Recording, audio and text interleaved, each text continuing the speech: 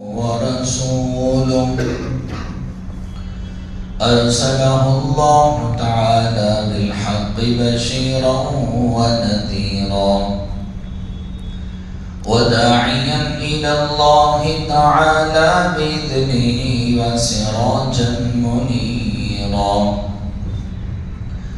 أما بعد فإن أصدق الحديث كتاب الله وخير الهدي هدي محمد صلى الله عليه وسلم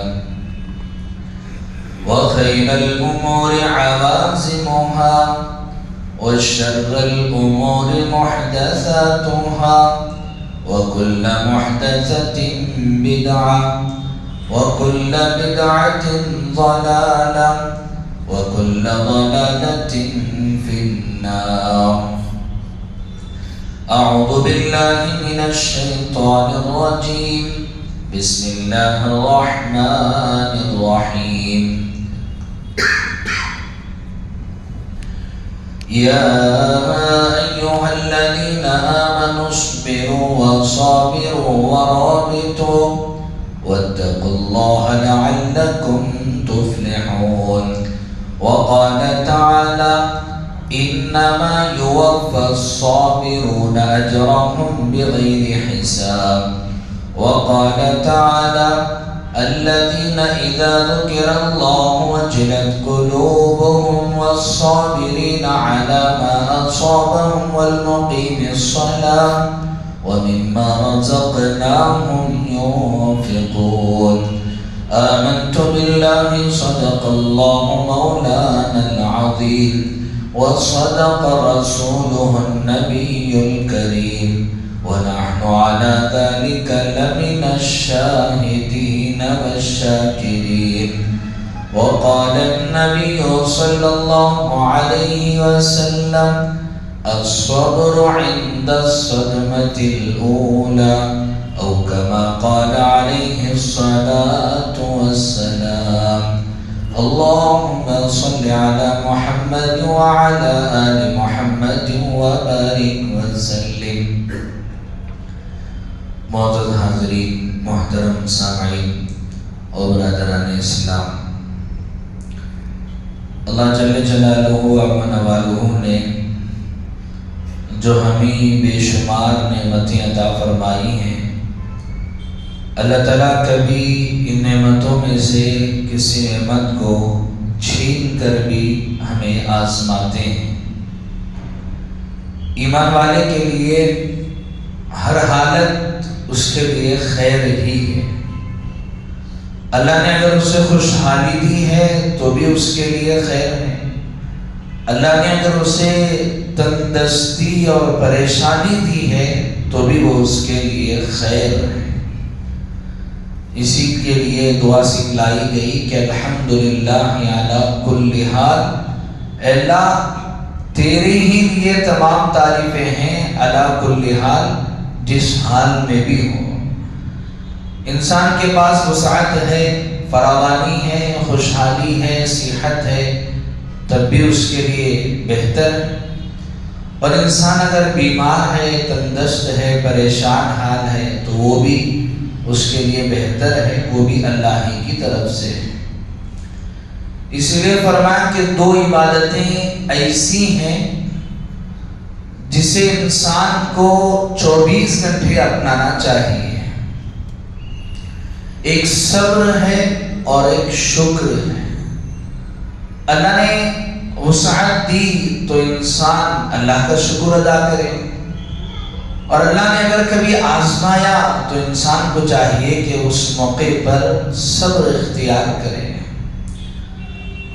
اگر دنیا میں کوئی انسان ایسے ہوتے کہ جن پر کچھ حالات نہ آئے تو اس کے لیے سب سے بہتر حضرات انبیاء ہوتے ہیں۔ آج دنیا میں کون سا انسان ایسا ہے جو دعوے سے کہہ سکے کہ میرے لیے کوئی پریشانی نہیں ہے؟ ہر انسان وہ کچھ نہ کچھ پریشانی میں ہوتا ہے۔ اللہ نے اگر کسی کو بے شمار دولت دی ہے تو صحت کے اعتبار سے کبھی پریشان ہے، اور کبھی اللہ نے اسے صحت بھی دی، دولت بھی دی تو کبھی وہ خاندانی مسائل کو لے کر پریشان ہے، اپنی وہ ازدواجی پرسنلی زندگی کو لے کر پریشان ہے۔ غرض کوئی انسان وہ یہ نہیں کہہ سکتا کہ یہ میں ہر طرح سے اطمینان سے ہوں اور سکون سے ہوں۔ اللہ نے کچھ نہ کچھ اس کے ساتھ وہ ذمہ داری، کچھ نہ کچھ پریشانی اللہ نے لاحق کر رکھی ہے، اور ایسا نہیں کہ یہ چھوٹ جائے گا، یہ تو انسان کی موت تک اس کے ساتھ چلے گا۔ جس طرح کہتے ہیں کہ اگر سر ہے تو سر کا درد بھی ہے، زندگی ہے تو اس میں پریشانیاں مسائل آئیں گے ہی۔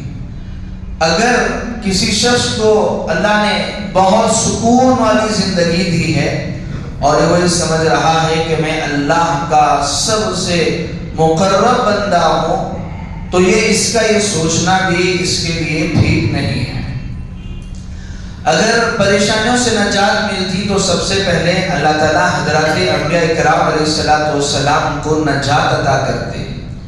حالانکہ جتنے انبیاء آئے ہیں، بلکہ خود ہم سب کے محبوب رسول سید الاولین والآخرین، شفیع المذنبین، رحمت للعالمین، سرور کونین، فخر کائنات حضرت محمد رسول اللہ صلی اللہ علیہ وسلم کے زندگیوں میں بھی بے شمار پریشانیاں آئیں۔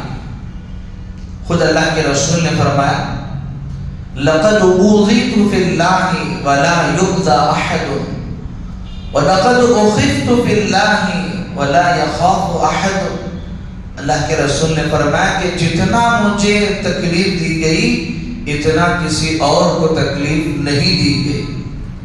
حضرت آدم علیہ السلام سے لے کر حضرت عیسیٰ علیہ السلام تک جتنے انبیاء ہیں، ساروں کی تکلیفوں کو ایک پردے میں رکھ دیا جائے اور ہم سب کے محبوب رسول حضرت محمد رسول اللہ صلی اللہ علیہ وسلم کی تکلیفوں کو ایک پردے میں رکھ دیا جائے تو یہ جو پردہ ہے وہ بھاری پڑ جائے گا۔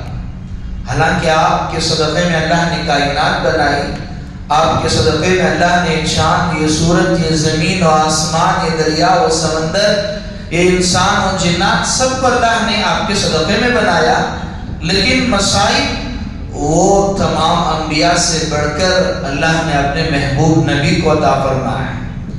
لہذا جب انسان کی زندگی میں تکالیف آئے تو انسان کو چاہیے کہ وہ صبر اختیار کرے۔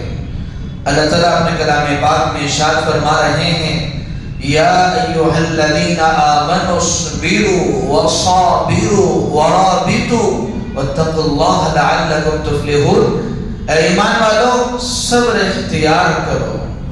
اللہ نے آگے بڑے عجیب بات فرمائی کہ صبر کے ساتھ وصابروا، اور صبر میں آگے بڑھتے چلے جاؤ، چونکہ زندگی آزمائشوں سے بھری پڑی ہے۔ اللہ تعالیٰ اپنے کلام پاک میں ارشاد فرما رہے ہیں وَلَنَبْلُوَنَّكُمْ بِشَيْءٍ مِّنَ الْخَوْفِ وَالْجُوعِ وَنَقْصٍ مِّنَ الْأَمْوَالِ وَالْأَنفُسِ وَالثَّمَرَاتِ۔ اللہ فرما رہے ہیں کہ زندگی آزمائشوں کا نام ہے۔ اللہ تعالیٰ آپ کو طرح طرح سے آزمائیں گے۔ اللہ فرما رہے ہیں کہ وَلَنَبْلُوَنَّكُمْ بِشَيْءٍ مِّنَ الْخَوْفِ، اللہ تعالیٰ کبھی تمہارے اندر ڈر اور خوف کے ذریعے سے تمہیں آزمائیں گے۔ انسان وہ ڈر کے ماحول میں زندگی گزارے گا، خوف کے ماحول میں کبھی اس کے اپنے جان کا ڈر ہے، کبھی اولاد کا ڈر ہے، اور کبھی اپنے بیوی کا ڈر ہے، اور کبھی مال کے چھوٹ جانے کا ڈر ہے، اور راستے میں چل رہا ہے تو کہیں سے حادثہ ہو جانے کا ڈر ہے۔ اور انسان جتنا بھی وہ خوف والے ماحول میں ہو تو اگر انسان اس موقع پر چاہیے کہ اس کو صبر کرے۔ ہم سب کے محبوب رسول صلی اللہ علیہ وسلم کو بھی اس سے آزمایا گیا۔ جب اللہ تعالیٰ نے اپنے محبوب نبی کو ہجرت کا حکم دیا تو آپ ایک کمرے میں گئے، اور جس کمرے میں آپ آرام فرما رہے ہیں اس کمرے کے باہر 100 سے زائد لوگ الگ الگ قبیلے کے کھڑے ہوئے ہیں۔ کس لیے کھڑے ہیں کہ نعوذ باللہ جب محمد صلی اللہ علیہ وسلم کمرے کے باہر اپنا قدم رکھیں گے تو ہم ان کا کام تمام کر دیں گے اور انہیں قتل کر دیں گے۔ ذرا سوچ کر دیکھیے کتنا بڑا خوف ہوگا۔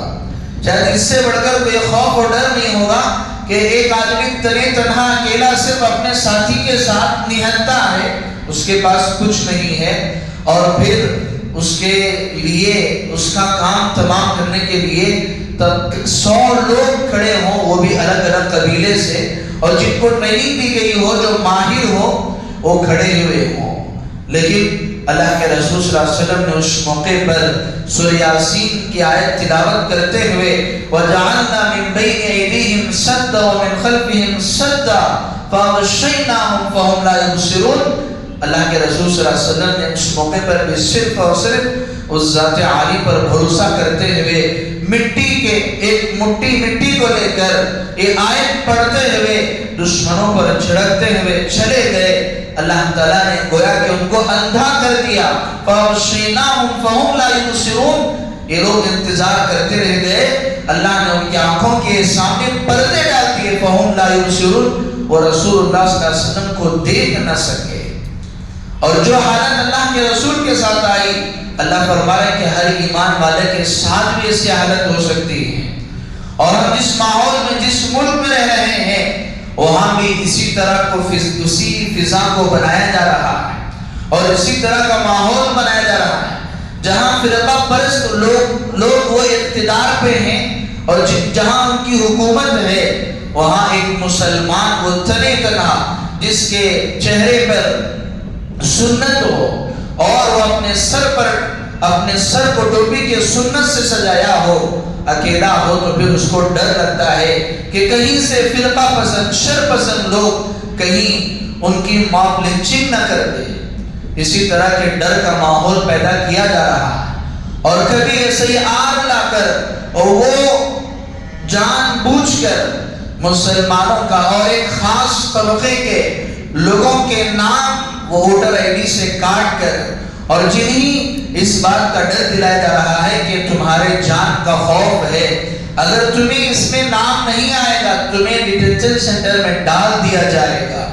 تو اللہ تعالیٰ فرما رہے ہیں کہ یہ قیامت تک اسی طرح چلتا رہے گا کہ خوف کے ذریعے سے بھی ہم تمہیں آزمائیں گے، تمہیں ڈر کے ماحول میں زندگی گزارو گے۔ وَلَنَبْلُوَنَّكُمْ بِشَيْءٍ مِّنَ الْخَوْفِ وَالْجُوعِ، اللہ فرما رہے ہیں کبھی بھوک کے ذریعے سے بھی اللہ آزمائیں گے۔ شاید ہم میں سے کسی نے اس کا تجربہ نہ کیا، ہم سب کے محبوب رسول صلی اللہ علیہ وسلم خود اما جان حضرت عائشہ صدیقہ رضی اللہ تعالیٰ عنہا فرماتی ہیں کہ گھر میں 3 دن گزر جاتے اور گھر میں چولہا نہیں جلتا تھا۔ آپ نے بھوک کو برداشت کیا، اور حضرت عائشہ رضی اللہ تعالیٰ عنہا فرماتی ہیں کہ کبھی کبھار چولہا اتنے دن نہیں جلتا تھا، چولہے میں وہ گھاس اگنے لگتی۔ ظاہر سی بات ہے اگر کسی جگہ پہ گھاس اگر اگنا ہے تو نہ جانے ایک لمبا وقت لمبا عرصہ اس پہ کچھ نہ کیا گیا ہوگا، تب جا کر وہ گھاس اگتی ہے۔ اللہ کے رسول صلی اللہ علیہ وسلم فرما رہے ہیں کہ اتنے دن گزر جاتے اور کھانے کو کچھ میسر نہیں ہوتا۔ وَلَنَبْلُوَنَّكُمْ بِشَيْءٍ مِّنَ الْخَوْفِ وَالْجُوعِ، اللہ تعالیٰ بھوک کے ذریعے سے بھی آزماتے ہیں۔ آج بھی دنیا میں کئی ملین لوگ ایسے ہیں، ابھی قریب میں جو لوگ اس کا سروے کرتے ہیں انہوں نے اس کا ڈیٹا نکالا، 600 ملین سے زائد لوگ ایسے ہیں جنہیں دن میں 3 وقت کی روٹی میسر نہیں ہوتی، اور اس سے زائد لوگ ایسے ہیں جنہیں 2 وقت کی روٹی میسر نہیں ہوتی۔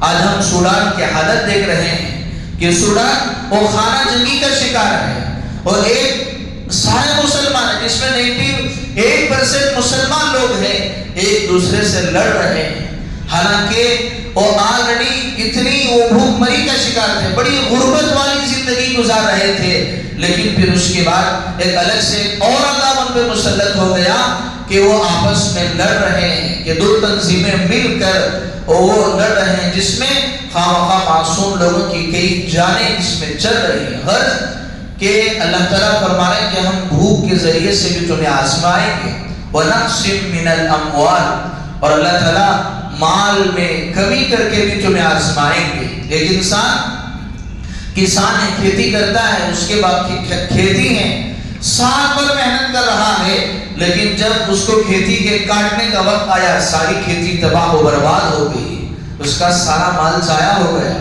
ایک انسان کو اللہ نے بہت خوشحالی رکھی تھی اور پھر اچانک سے کچھ حادثہ ہوا، جتنی دولت کمائی تھی ساری ہاسپٹل میں ڈال دیا اور ابھی وہ لاچار اور مجبور ہو گیا۔ وَنَقْسٍ مِّنَ الْأَمْوَالِ، اللہ تعالیٰ مال کی کمی کے ذریعے سے دنیا آزمائیں گے۔ ایک انسان سالوں وہ محنت کر رہا ہے اپنے کسی پروجیکٹ پہ، لیکن جب وہ محنت کر کے تیار ہوا تو پھر اس کو ریجیکٹ کر دیا گیا۔ اب اس کے پاس کچھ نہیں ہے، سالوں کی محنت اس کی ضائع ہو گئی، اب اس کے پاس کچھ نہیں ہے۔ وَنَقْسٍ مِّنَ الْأَمْوَالِ وَالْأَنفُسِ، اور اللہ تعالیٰ کبھی جانوں کو جانوں کے ذریعے سے بھی اللہ کبھی کر کے آزمائیں گے۔ کبھی آپ کی اولاد انتقال کر جائے گی، کبھی آپ کا بھائی انتقال کر جائے گا، اور کبھی آپ کی والدہ انتقال کر جائے گی، کبھی آپ کی بیوی انتقال کر جائے گی۔ اور ہم سب کے محبوب رسول صلی اللہ علیہ وسلم سے بڑھ کر یہ آزمائش کس پر ہو سکتی ہے؟ اب دنیا میں آئے تو دنیا میں آنے سے پہلے آپ کے والد کا انتقال ہو گیا، آپ 6 سال کے ہوئے آپ کی والدہ کا انتقال ہوا، اور چند ہی سال گزرے تھے کہ آپ کے جو خیال کرنے والے تھے ابو طالب کا انتقال ہو گیا، اور چند وقت گزرا تھا حضرت خدیجہ الکبریٰ رضی اللہ تعالیٰ عنہا، جنہوں نے ایسے وقت میں آپ کا ساتھ دیا جب اپنوں نے بھی آپ کا ساتھ چھوڑ دیا تھا، جب آپ نے دین کی دعوت دی اور سارے لوگ آپ کے جو اپنے تھے، آج تک جو لوگ آپ کو اپنا صادق، سچا، امانت دار اور اپنا بڑا ماننے کے لیے تیار تھے، ان لوگوں نے بھی اپنا ساتھ چھوڑ دیا۔ ایسے موقع پر جن لوگوں نے ساتھ دی ان میں سے ایک حضرت خدیجہ الکبریٰ رضی اللہ تعالیٰ عنہا ہے۔ آپ کی زندگی میں حضرت خدیجہ کا بھی انتقال ہو گیا، اور اس سے آگے بڑھ کر جتنی اولاد آپ کی تھی سوائے حضرت فاطمہ رضی اللہ تعالیٰ عنہا کے، ساری اولاد آپ کے حیات میں انتقال کر گئے، اور جتنی اولاد بھی سارے انتقال کر گئے، لیکن اللہ کے رسول صلی اللہ علیہ وسلم نے اس پر صبر کا مظاہرہ فرمایا۔ آپ نے فرمایا کہ اِنَّا لِلَّهِ وَإِنَّا إِلَيْهِ رَاجِعُونَ، یہ جو اولاد تھی یہ اللہ ہی کی طرف سے دی ہوئی تھی، اور جس نے دی تھی اس نے لے لی، اور ہم سب کو بھی وَإِلَيْهِ رَاجِعُونَ اسی کی طرف لوٹ کر جانا ہے۔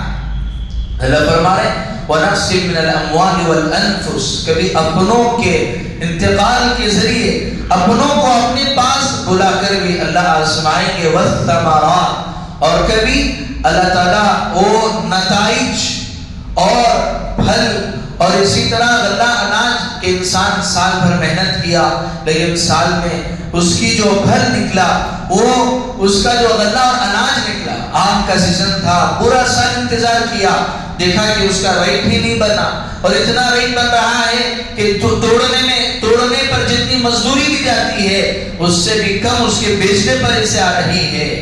اللہ فرما رہے ہیں کہ وَنَقْسٍ مِّنَ الْأَمْوَالِ وَالْأَنفُسِ وَالثَّمَرَاتِ، یہ سارے حالات ہر انسان کی زندگی میں آئیں گے۔ وَبَشِّرِ الصَّابِرِينَ، اللہ تعالیٰ فرما رہے ہیں کہ اس موقع پر چاہیے کہ انسان کو صبر کرے۔ وَبَشِّرِ الصَّابِرِينَ، اے نبی جی آپ خوشخبری سنائیے ایسے موقع پر بھی جو لوگ صبر کرنے والے ہیں، آپ ان لوگوں کو خوشخبری سنائیے۔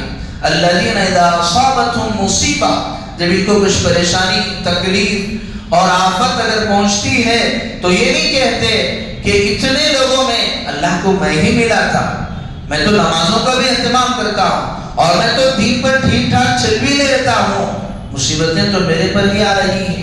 اللہ فرما رہے ہیں کہ مصیبتوں پر انسان وہ شکوہ شکایت نہ کرے۔ صبر بھی عبادت ہے، شکر بھی عبادت ہے۔ اللہ کے رسول صلی اللہ علیہ وسلم نے حدیث میں ارشاد فرمایا کہ الصبر نصف الایمان والشکر نصف الایمان والیقین ایمان کلہ۔ اللہ کے رسول صلی اللہ علیہ وسلم نے ارشاد فرمایا کہ صبر کرنا یہ آدھا ایمان ہے، شکر کرنا یہ آدھا ایمان ہے، اور یقین رکھنا یہ مکمل ایمان ہے۔ انسان ہر موقع پر یقین رکھے، مصیبت آئے تو بھی یقین رکھے اللہ کی طرف سے ہے۔ ان مع العسر یسرا، کبھی تنگی ہے تو اللہ ضرور فراوانی دیں گے، اور کبھی فراوانی ہے تو شکر کرے، یہ بھی آدھا ایمان ہے کہ اللہ جب مجھے نوازے ہیں تو کبھی کبھار اللہ مجھے آزما بھی سکتے ہیں. اور اس صبر ہمارے ذہنوں میں آتا ہے کہ صبر کا مطلب یہی ہے کہ انسان کے گھر میں کسی کا انتقال ہو جائے تو انسان اس موقع پر صبر کر لے، اور اگر کوئی پریشانی آ جائے تو اس پر صبر کر لے. اس کو صبر کہتے ہیں. نہیں، صبر کا دائرہ بہت وسیع ہے. صبر کا ایک حصہ یہ ہے انسان کی زندگی میں تکلیف یا مصیبت آ جائے تو وہ اس پر صبر کرے. صبر کی 3 قسمیں علماء نے بیان فرمائی ہے. پہلی قسم ہے صبر علی الطاعہ، دوسری قسم ہے صبر علی المعصیہ، تیسری قسم ہے صبر علی البلاء والقضاء. صبر علی الطاعہ، انسان وہ اللہ کی طرف سے بیان کردہ نیک کاموں پر صبر کرے. سردی کا موسم ہے اور صبح سویرے انسان نماز کے لیے اٹھنا اس کے لیے بڑا دشوار معلوم ہو رہا ہے. اب تو ہمارے یہاں مائنس 18 ڈگری پر اور جب ٹھنڈ ہو رہی ہے تو ظاہر سی بات ہے جب انسان کو ٹھنڈ ہو رہی ہے تو نیند بھی بڑی مزیدار آتی ہے. ایسے موقع پر فجر کا وقت ہے اور انسان کی طبیعت یہ چاہ رہی ہے کہ میں بالکل آرام کر لوں، لیکن اللہ کا حکم ہے، مؤذن یہ ندا دے رہا ہے، الصلاۃ خیر من النوم. اے میرے بندے، یہ نماز تیرے نیند سے بھی بہتر اور مزیدار ہے. اور یہ گویا کہ اعلان کر رہے ہیں کہ دیکھو کہ یہ مشقت کی تکلیف سے اطاعت نہ چھوڑ، مشقت جاتی رہے گی اور طاعت باقی رہے گی. تھوڑی دیر کا مزہ ہے، لیکن اگر تو نے نماز چھوڑ دیا اور تو نے اس موقع پر صبر علی الطاعہ نہیں کیا، اللہ کے رسول صلی اللہ علیہ وسلم نے ارشاد فرمایا، من فات الصلاۃ فاتتہ الصلاۃ فکأنما وتر اہلہ ومالہ. اللہ کے رسول نے فرمایا کہ جس شخص سے نماز فوت ہو جائے اس کا نقصان ایسا ہے جیسا کہ فکأنما وتر اہلہ ومالہ، اس کے سارے گھر والے اور اس کا سارا مال و ہلاک و برباد ہو جائے تو جتنا نقصان ہوتا ہے گویا کہ نماز کے چھوڑنے پر اتنا زیادہ نقصان ہوا ہے. صبر علی الطاعہ ہے. انسان کو نیکی کرنے کے لیے مشقت ہو رہی ہے تو اس موقع پر انسان صبر کرے. فجر کے موقع پر اٹھنا دشوار ہو رہا ہے، صبر کرے. انسان وہ باہر کوئی دکان میں بیٹھا ہوا ہے، بہترین گاہک آیا، خریدار آیا ہوا ہے، نماز کا وقت ہو گیا، مؤذن نے اذان کی آواز پکاری ہے، لیکن دل میں یہ ہے اگر میں نماز کو چلا گیا تو میرا یہ جو گاہک ہے، میرا جو خریدار ہے چلا جائے گا. لیکن پھر بھی وہ قربان کر کے نماز کو آ رہا ہے تو صبر علی الطاعہ ہے. اسی لیے اللہ نے فرمایا کہ جو بندہ صبر کرے گا، اللہ نے بہت کم اعمال کے بارے میں فرمایا کہ ہم اس کو بے حساب اجر دیں گے. اللہ نے فرمایا کہ انما یوفی الصابرون اجرهم بغیر حساب. اللہ فرما رہے ہیں جو صبر اختیار کرے گا اللہ اسے بغیر حساب کے اللہ اسے بدل دیں گے. کیا دیں گے وہ اللہ ہی بہتر جانتے ہیں. تو صبر علی الطاعہ، انسان اور نیک کام کرنے میں اسے تکلیف ہو رہی ہو تب بھی نیک کام کرے. اللہ سے دعا مانگنا ہے، دعا مانگنے میں لذت نہیں ہے، مزہ نہیں آ رہا ہے، لیکن انسان پھر بھی اللہ کی بارگاہ میں دعا کرے. اور انسان قرآن پڑھنے کے لیے اسے مزہ نہیں آ رہا ہے، دل پہ بوجھ محسوس ہو رہا ہے، لیکن پھر بھی وہ قرآن مجید کی تلاوت کرے. اور زکوٰۃ ادا کرنے کے لیے اس کا دل مان نہیں رہا ہے، ارے میں نے بڑی محنت سے اس کو کمایا ہے، دن اور رات ایک کر کے کمایا ہے، لوگوں سے تکلیفیں جھیل کر میں نے مال کمایا ہے، اور مال کمانے کے لیے بڑی محنت میں نے کی ہے، میں کیسے اس کو خرچ کر دوں. دل مان نہیں رہا ہے، لیکن فرما رہے ہیں کہ اللہ کی راہ میں خرچ کرے، اپنی زکوٰۃ ادا کرے. صبر علی الطاعہ. اللہ نے وسعت دی ہے حج کرنے کی، لیکن وہ یہ سوچ رہا ہے اگر چلا جاؤں گا، ابھی تو میری زندگی سیٹل نہیں ہوئی ہے، نہ میں نے اپنے بچوں کی شادی کی ہے، نہ میں نے ان کو اپنے پیروں پہ کھڑایا ہے. لیکن اللہ کا ڈر اور خوف اس کے دل میں تھا کہ جب اللہ نے اتنا مال دے دیا ہے تو حج کرنا فرض ہے. اگر اس دوران میری موت آ جائے گی، اللہ کے رسول نے فرمایا کہ وہ یہودی ہو کر مرے یا نصرانی ہو کر مرے، مرے مجھے کوئی فرق نہیں پڑتا. تو انسان وہ صبر علی الطاعہ، صبر کا مطلب صرف تکلیف اور پریشانی آنے پر نہیں بلکہ نیکیوں پر انسان وہ صبر کرے. اور دوسرا صبر ہے صبر علی المعصیہ، انسان گناہوں پر صبر کرے. صبر کہتے ہی ہیں کہ انسان وہ اپنے نفسانی خواہشات کو وہ دین اسلام پر ترجیح نہ دے، اس کو قابو میں رکھے، حد سے تجاوز نہ کرنے دے. اس کی جو چاہتے ہیں، اس کی جو خواہشات ہیں وہ اللہ کے حکم سے نہ ٹکرائے. صبر علی المعصیہ، انسان بازار میں چل رہا ہے، آنکھیں غیر محرم پہ پڑ گئی اور آنکھیں وہ اس کو دیکھنے کے لیے بےتاب ہو رہی ہیں، لیکن اس کا نفس کہہ رہا ہے کہ اسے دیکھتے رہو، لیکن انسان اپنے آپ کو، اپنی نگاہوں کو نیچے کر رہا ہے. کیوں؟ اللہ کا حکم مان رہا ہے. قُلْ لِلْمُؤْمِنِينَ يَغُضُّوا مِنْ أَبْصَارِهِمْ وَيَحْفَظُوا فُرُوجَهُمْ، ایمان والوں سے کہو وہ اپنی نگاہوں کو نیچی رکھے. آج ایک بزرگ حضرت حکیم اختر صاحب رحمۃ اللہ علیہ جب حضرت اپنی مجلس میں اس کا تذکرہ کر رہے تھے کہ انسان وہ معصیت پر، گناہوں پر اپنے آپ کو صبر کرے، حضرت کہنے لگے کہ آج کا نوجوان وہ غیر محرم سے باتیں کرتا ہے تو چاہیے کہ اسے اس موقع پر بھی صبر کرے. آج ازدواجی زندگی میں میاں اور بیوی میں وہ محبت نہ ہونے کی ایک وجہ یہ بھی ہے جو حضرت نے لکھی ہے کہ آج کا وہ نوجوان، آج کا وہ انسان وہ غیر محرم سے باتیں کرتا ہے. حضرت رحمت اللہ علیہ نے جب مجلس میں اس کا تذکرہ کیا تو لوگوں نے کہا کہ یہ تو شرم کے خلاف باتیں ہیں. حضرت نے بڑا ہی بہترین جواب دیا کہ جب تم کسی غیر محرم کے باہوں میں ہاتھ ڈال کر چلتے ہو کیا یہ بے شرمی کی بات نہیں ہے؟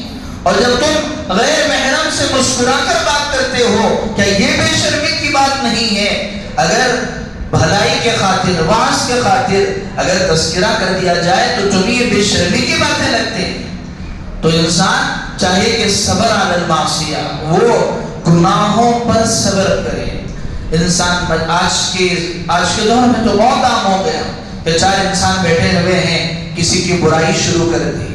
اب برائی کرنے میں بڑا مزہ آتا ہے اور ظاہر سی بات ہے اللہ نے فرمایا کہ یحب احدکم ان یاکل لحم اخیہ میتا فکرہتموہ. انسان لذیذ چیز کھانے کا عادی ہے، اسے گوشت چاہیے مزیدار، الگ الگ طرح کے، اور سب سے لذیذ گوشت تو انسان کا ہے. اب چار آدمی بیٹھ گئے، بیٹھے بیٹھے مسجد میں بھی بیٹھے ہوئے ہیں، مسجد کا بھی خیال نہیں آیا، نماز ہو گئی اور تھوڑی دیر راحت سستانے کے لیے بیٹھے، لیکن بیٹھے بیٹھے غیبت شروع کر دی، فلاں کے بارے میں برا بھلا کہنا شروع کر دیا. حالانکہ چاہتے تو اپنے زبان کو روک لیتے اور اس مجلس سے اڑ جاتے. اللہ کے رسول نے فرمایا کہ اس موقع پر انسان اپنے آپ کو روک لے، یہ صبر علی المعصیہ ہے. اور انسان گھر پہ جائے، وہ گھر میں بچے اور بیویاں، وہ بیوی وہ غیر شرعی کام کی طرف انہیں کہہ رہے ہیں کہ چلو سارے لوگ کرتے ہیں، ہم کر لیے تو کیا ہو گیا.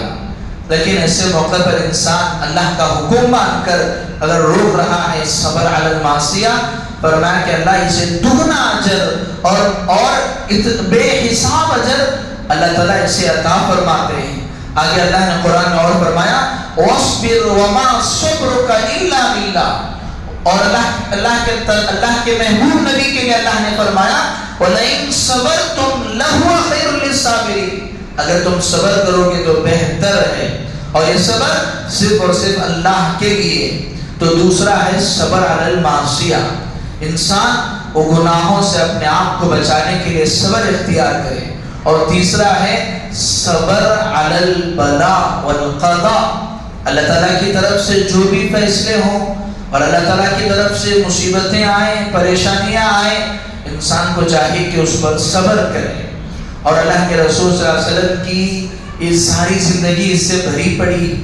اللہ کے رسول صلی اللہ علیہ وسلم مکہ مکرمہ میں 13 سال تھے نبوت کے ملنے کے بعد. جیسے ہی نبوت کا اعلان کیا اپنے بیگانے ہو گئے، اپنے دشمن ہو گئے، اور جو آپ کے چچا تھا وہ آپ کا دشمن ہو گیا، اور آپ گلی میں چل رہے ہیں تو لوگ آپ کو کہہ رہے ہیں کہ یہ دیکھو آپ کا خود چچا کہہ رہا ہے کہ ساحر، مجنون، کذاب، نہ جانے اللہ کے رسول صلی اللہ علیہ وسلم پر طرح طرح کے طعنے لگا رہے ہیں۔ ذرا سوچ کر دیکھیں، ایک انسان اپنے کام سے راستے میں چل رہا ہے، اگر اسے کوئی برا بھلا کہے تو اس کو کتنی تکلیف ہوگی۔ آج تو ہمارا یہ حال ہے، کوئی نوجوان راستے میں اگر جا رہا ہو، ذرا سے گاڑی اگر کوئی ٹکرا دے، اس بات پر اتنا زیادہ جھگڑا ہو جائے گا کہ مار پیٹ پہ آ جائیں گے۔ لیکن اللہ کے رسول صلی اللہ علیہ وسلم کچھ نہیں، بس اپنے کام سے جا رہے ہیں۔ ایک آدمی پیچھے اس لیے لگا ہوا ہے کہ آپ کو گالیاں دے، آپ کو پاگل کہے، مجنون کہے۔ اللہ کے رسول صلی اللہ علیہ وسلم نے صبر علی البلا، اس پر صبر اختیار کی، اور جب آپ عبادت کے لیے مکے میں گئے تو اونٹ کی اوجڑی آپ پر ڈال دی اور آپ کے راستے میں آپ کو روکا گیا۔ اللہ کے رسول نے اس پر بھی صبر کیا، اور آپ کے چچا حضرت حمزہ رضی اللہ تعالیٰ عنہ، جو آپ نے ان کو اپنے پناہ میں لیا، جنہوں نے آپ کی حفاظت کی ذمہ داری لی تھی، آپ کو شہید کر دیا گیا۔ آپ نے اس موقع پر بھی صبر کیا، اور جب مکے والے بات نہیں مانے تو طائف گئے کہ چلو اپنے نہ صحیح کم سے کم وہ غیر تو مان لیں گے، لیکن وہاں کے لوگوں نے بھی نہیں مانا، اور بجائے اس کے کہ آپ کی بات کو مانتے، وہ الٹا آپ کے برعکس وہ اوباش اور شریر لڑکوں کو آپ کے پیچھے لگا دیا، اور لوگ وہ آپ پر پتھر برسائے، آپ لہو لہان ہو گئے، لیکن آپ نے اس پر بھی صبر کیا۔ اور جب ہجرت کا حکم آیا، اللہ کے رسول ہجرت کر کے مدینہ منورہ گئے، مدینہ منورہ گئے تو وہاں بھی لوگ وہ آپ کو تکلیف دینے سے باز نہیں آئے۔ نعوذ باللہ، ام المؤمنین حضرت عائشہ صدیقہ رضی اللہ تعالیٰ عنہ پر تہمت لگائی، بہتان باندھا، اور آپ پر جھوٹ کو باندھا، نعوذ باللہ آپ پر الزام لگایا گیا۔ ذرا سوچ کر دیکھیے، کسی اپنے پر اگر کوئی برا الزام لگا دے اور انسان کو اس پر کیا گزرے گی، اور ویسے بھی اس میں حضرت عائشہ صدیقہ رضی اللہ تعالیٰ عنہ جن سے آپ کو بڑی محبت تھی، اور آپ کے جو خسر تھے اور آپ کے جو والد محترم تھے حضرت عائشہ کے حضرت ابو بکر، ان سے بھی بڑی محبت تھی۔ ایک تو ایسوں کی لڑکی جن سے آپ کو بڑی محبت تھی، جن کے بارے میں اللہ کے رسول صلی اللہ علیہ وسلم نے ارشاد فرمایا کہ دنیا میں جتنے لوگ ہیں میں نے ان ساروں کا احسان ادا کر دیا، اے ابو بکر میں تمہارا احسان ادا نہیں کر سکتا۔ اور اللہ کے رسول نے آگے فرمایا لو كنت اتخذت فلانا لاتخذت ابا بکر خلیلا، اللہ کے رسول نے فرمایا کہ میں نے دنیا میں کسی کو اپنا دوست نہیں بنایا، اور اگر مجھے دنیا میں اگر کسی کو دوست بناتا اور حضرت ابو بکر صدیق رضی اللہ تعالیٰ عنہ کو دوست بناتا۔ ایسے قریبی ان کی لڑکی ہے اور آپ کی زوج محترمہ ہے، اور اس سے بڑھ کر ام المؤمنین ہے، ان پر الزام لگایا گیا، آپ پر کذب اور تہمت لگائی گئی، نعوذ باللہ، لیکن اللہ کے رسول صلی اللہ علیہ وسلم نے اس موقع پر بھی صبر کیا۔ صبر علی البلا، انسان کی زندگی میں کتنی بھی مصیبتیں آئے چاہیے کہ وہ صبر کو اختیار کرے، اور کوئی اگر آپ کی عزت سے کہے تب بھی صبر کرے۔ اللہ کے رسول صلی اللہ علیہ وسلم مجلس میں بیٹھے ہوئے، ایک صحابی جو ابھی تک ایمان قبول نہیں کیے تھے، زید بن ثانہ، وہ آئے، اللہ کے رسول صلی اللہ علیہ وسلم نے اسے کچھ قرض لیا ہوا تھا، آپ نے اسے قرض لیا تھا، وہ آئے بھری مجلس میں آ کر، ابھی کچھ وقت باقی تھا لیکن اس سے پہلے آ کر انہوں نے قرض کا مطالبہ کیا، اور صرف مطالبہ نہیں کیا بلکہ آپ کے قبیلے اور خاندان کے خلاف کہا۔ جیسے آج کے دور میں اگر کہے تو گالیاں انسان اس طرح دیتا ہے اپنے خاندان پر، اپنے ماں پر، اپنے بہن پر، اس طرح کے نازیبا الفاظ، نعوذ باللہ، اللہ کے رسول صلی اللہ علیہ وسلم کے ساتھ وہ بھی بھری مجلس میں آپ بیٹھے ہوئے ہیں، آئے اور آ کر آپ کی چادر کو کھینچا، اور کھینچ کر آپ کو اور آپ کے قبیلے قریش اور خاندان کے خلاف نازیبا الفاظ استعمال کرے۔ حضرت عمر رضی اللہ تعالیٰ اس مجلس میں بیٹھے ہوئے تھے، بڑے تیش میں آ گئے، بڑے غصے میں حضرت عمر نے کہا اے اللہ کے رسول اگر آپ کا حکم ہو تو اس کا سر تن سے جدا کر دو اور اس کی گردن اڑا دو. اور انہوں نے ان کو ڈانٹا کہ ذرا بدتمیزی سے پیش مت آؤ, تم اللہ کے رسول سے بات کر رہے ہو. تو پھر اللہ کے رسول صلی اللہ علیہ وسلم نے اس موقع پر بھی کچھ نہیں کہا اور کہا, اللہ کے رسول صلی اللہ علیہ وسلم نے کہا کہ ذرا میری جو یہ تھی, میرا جو کپڑا جو تم نے کھینچا ہے ذرا اس کا بدلہ تو دے دو. اور اس نے کہا کہ اس کے بدلہ بھی نہیں ملے گا. پھر اس کے بعد حضرت عمر رضی اللہ تعالیٰ عنہ سے اللہ کے رسول نے فرمایا اے عمر میں نے جو سوچا تھا تم ویسے نہیں نکلے, لہذا تم نے ان پر سختی کی ہے اس کے بدلے تم ان کا قرض بھی ادا کرو اور اس کے ساتھ ایک اور ایکسٹرا تم اس کو ادا کرو. اللہ کے رسول صلی اللہ علیہ وسلم کی اخلاق تھے, آپ نے اس موقع پر صبر کا مظاہرہ کیا. اور اللہ کے رسول نے فرمایا میں نے سوچا تھا کہ تم تو یہ کہتے کہ ذرا بدتمیزی سے پیش مت آؤ, صبر کرو, اور مجھ سے یہ کہتے اے اللہ کے رسول صلی اللہ علیہ وسلم آپ ان کا ادا کر دیجئے, لیکن تم تو ایسا نہیں کیے اور تم تو بلکہ الٹا غصہ اور بھڑک گئے. لہذا اس کی سزا یہ ہے کہ تم ان کو کچھ اور زائد مقدار میں غلہ اور سا اس کو ادا کرو. یہ رسول اللہ صلی اللہ علیہ وسلم کے اخلاق تھے. آپ نے ہر موقع پر صبر علی البلا کو اپنایا اور آپ نے صبر کا مظاہرہ کیا. اور جب مکہ فتح ہو گیا, جب اللہ کے رسول مدینے میں آئے تو مکہ فتح ہو گیا. مکہ فتح ہونے کے بعد اللہ کے رسول صلی اللہ علیہ وسلم مکے میں داخل ہو رہے ہیں. جب مکے میں داخل ہو رہے ہیں تو ظاہر سی بات ہے کہ اب سارا اختیار اللہ کے رسول کو ہے. اب وہ لوگ ہندا اور جنہوں نے اللہ کے رسول صلی اللہ علیہ وسلم کے چچا کو شہید کیا, اور وہ لوگ جنہوں نے آپ کو کعبۃ اللہ میں داخل ہونے سے روکا تھا. اللہ کے رسول صلی اللہ علیہ وسلم نے حدیبیہ کے موقع پر جب آپ عمرہ کرنے کے لیے تشریف لے گئے تو کافروں نے روک دیا تھا. اللہ کے رسول نے کہا کہ ہم لڑنے کے لیے نہیں آئے ہیں, ہم تو صرف عمرہ کرنے کے لیے آئے ہیں.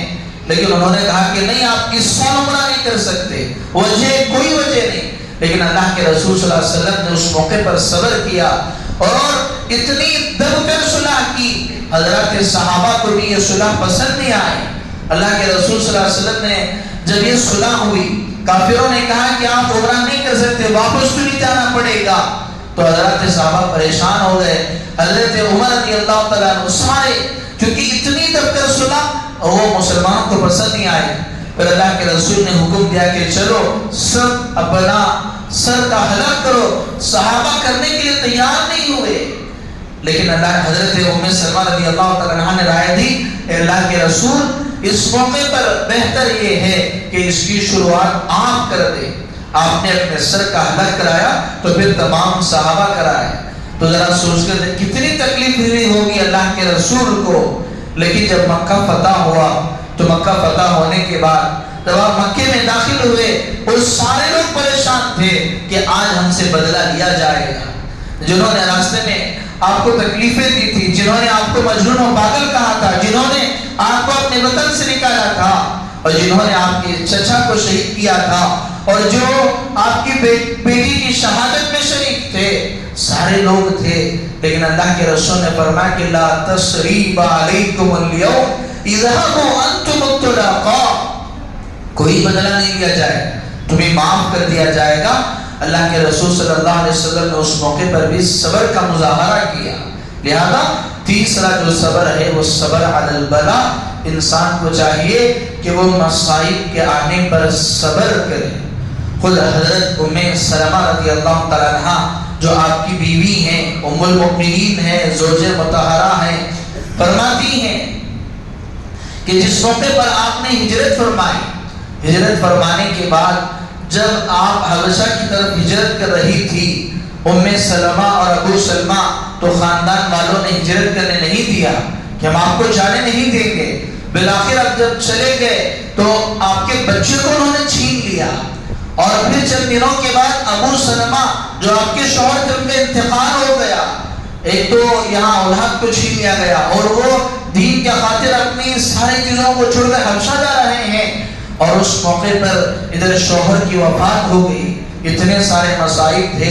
لیکن انہوں نے صبر علی البلاء کہا، انا للہ و انا الیہ راجعون، اور اللہ کے رسول نے دعا سکھلائی کہ دعا مانگو، اللہم اجرنی فی مصیبتی واخلف لی خیرا منہا۔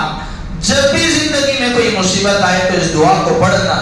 حضرت ام سلمہ رضی اللہ تعالیٰ عنہ فرماتی ہیں کہ میں نے اس دعا کا اہتمام کیا کہ اللہم اجرنی فی مصیبتی، اے اللہ میرے مصیبت میں، اے اللہ میری اس مصیبت کا تو اجر عطا فرما، واخلف لی خیرا منہا، اور اس سے بہتر مجھے عطا فرما۔ تو میں نے سوچا کہ میرے جو شوہر ہے ابو سلمہ، یہ میرے لیے بہتر ہیں، ان سے بہتر کون ہو سکتا ہے؟ میری دعا کا اثر یہ ہوا کہ اللہ تعالیٰ نے مجھے میرے شوہر سے بہتر حضرت محمد رسول اللہ صلی اللہ علیہ وسلم کو میرا شوہر بنا دیا۔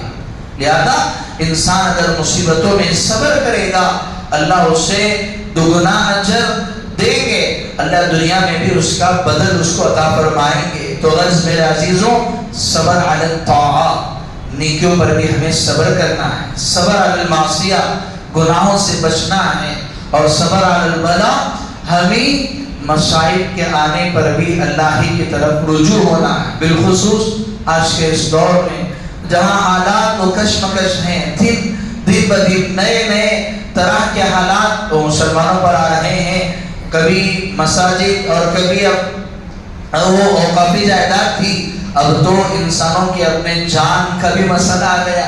لہذا جب مصائب اور مصیبتیں بہت زیادہ ہو جائیں تو حل یہی ہے کہ جس کی طرف سے آتی ہیں انسان اس کی طرف کا رخ کر دے۔ جس طرح علماء نے مثال دی کہ اگر ایک انسان تیر اگر پھینک رہا ہے اور وہ ہر طرف تیر برسا رہا ہے اور کہیں بچنے کا ذریعہ نہیں ہے، اس کا حل ایک ہی ہے کہ انسان وہ اس کے باہوں کی طرف آ جائے۔ چونکہ تیر وہ سامنے تو برسا سکتا ہے، لیکن جو اسے لپٹا ہوا ہے، جو اس کے پاس ہے، وہ اس کو تیر نہیں برسا سکتا۔ لہذا اس موقع پر ہمیں سب کو اللہ کی طرف رجوع کرنا ہے اور اس صبر کا مظاہرہ کرنا ہے۔ اللہ تعالیٰ سے دعا ہے اللہ تعالیٰ مجھے اور آپ کو بھی صبر اور شکر کی توفیق عطا فرمائے، اور جب تک زندہ رہیں ایمان پر قائم رہنے کی اللہ مجھے اور آپ کو توفیق عطا فرمائے۔ آمین۔ وآخر دعوانا ان الحمد للہ رب العالمین۔